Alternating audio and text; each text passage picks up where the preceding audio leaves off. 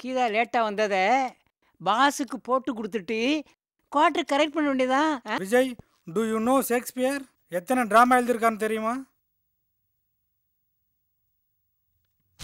Sir? அவனுக்கு எங்கே sir அதெல்லாம் தெரியும்? சாந்திக்கு எத்தனை லவ் லெட்டர் எழுதியிருக்கான்னு.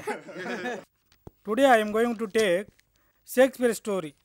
கிளியோபாட்ரா வந்து அந்த காலத்தில் கழுத பாலில் தான் குளிப்பாங்களாம். அவ்வளோ பேரழகி. கழுத என்ன சார் அவ்வளோ பாலா கறக்க போகுது? குடிக்க பசும்பாலே கிடைக்கல. சைலன்ஸ். பாலை எப்படி போடணும்னு தான் சொன்னேன். இப்படி பாலோட மோதவா சொன்னேன். எங்கே அந்த ப்ரொஃபஸரு? இதோ இருக்கார் சார்.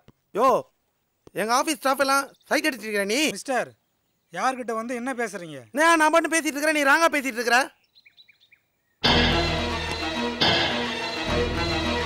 மீனா அப்பா இல்லாத பொண்ணு, செல்லமாக வளர்ந்த பொண்ணு. அவளை கல்யாணம் பண்ணிட்டு கண்கலகம் பார்த்துப்பியப்பா. என்ன அத்தை இப்படி சொல்லிட்டீங்க? நான் அப்பா அம்மா இல்லாத அனாதை. என்னை படிக்க வச்சு ஆளாக்கி இந்த நிலைமை கொண்டு வந்திருக்கீங்க. இதை நான் மறப்பேன்னா? மீனாவை கண்டிப்பாக கல்யாணம் பண்ணிக்கிட்டு கண் கலங்காமல் பார்த்துக்குவேன். அவளை பற்றி எந்த கவலையும் படாதீங்க. அவளை நல்லா பார்த்துக்குவேன்.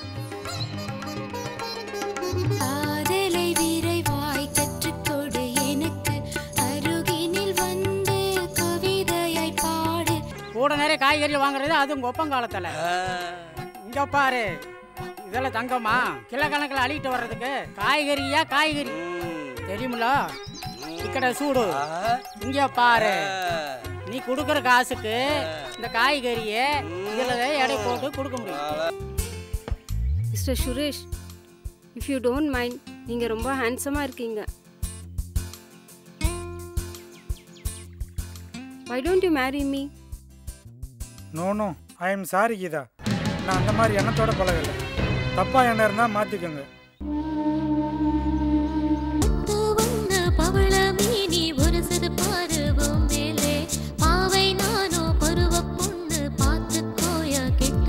திருக்குறள்ல அறத்துப்பால், பொருட்பால், காமத்துப்பால், இந்த பால்ல ஒரு பாலாவது உங்களுக்கு தெரியுமா? ஆண் பால், பெண் பால், பசும்பால். சரியா சொன்னீங்க. இந்த பால் அந்த பால் எல்லாம் தெரிஞ்சு வச்சிருக்க. திருவள்ளுவர் எழுதின ஒரு பால் கூட உனக்கு தெரியல. பேசாம இருக்க. I love you.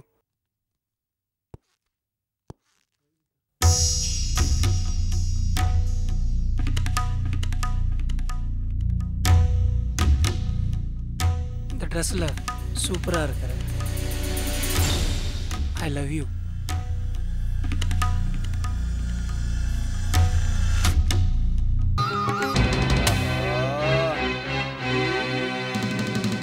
மோசம் போயிட்டோமே, நல்லா மோசம் போயிட்டோம். கீதாம்மா, நம்ம மோசம் போயிட்டோம்மா, நம்ம மோசம் போயிட்டோம். நம்ம ப்ரொஃபஸருக்கும் அவங்க அத்தை மகளுக்கு கல்யாணம் நடந்து மாலையும் கழுத்துமா வந்துகிட்டு இருக்காங்கம்மா. என்ன சொல்ற கலைவானா?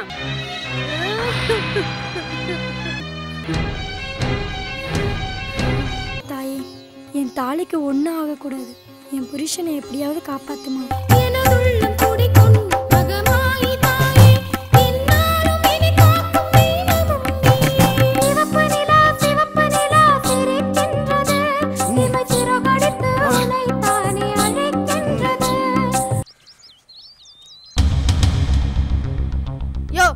என்னையா இது? ஹாலை சாவடிச்சிட்டு ஃபோன் பண்ணிட்டீங்களா? ஸ்னேகா, அசின், நயன்தாரா இவங்க எல்லாம் தெரியும் அதானே மாஸ்டர்? இவங்க எல்லாம் என் ஸ்டூடெண்ட். பாருடா,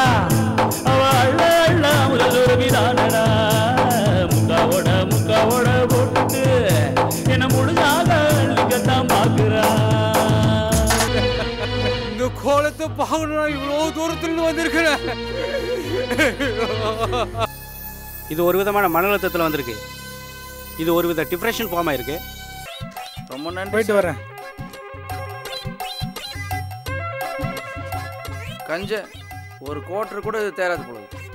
70-80 ரூபா கேட்குறான், 2 ரூபாய் எக்ஸ்ட்ரா கேட்குறான். சரி, ஒரு கட்டிங்கா அடிப்போம்.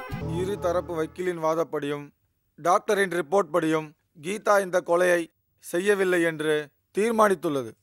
ஆகவே இபிகோ 301 படி இந்த கோர்ட் கீதாவை நிரபராதி என்று தீர்ப்பளித்து விடுதலை செய்கிறது.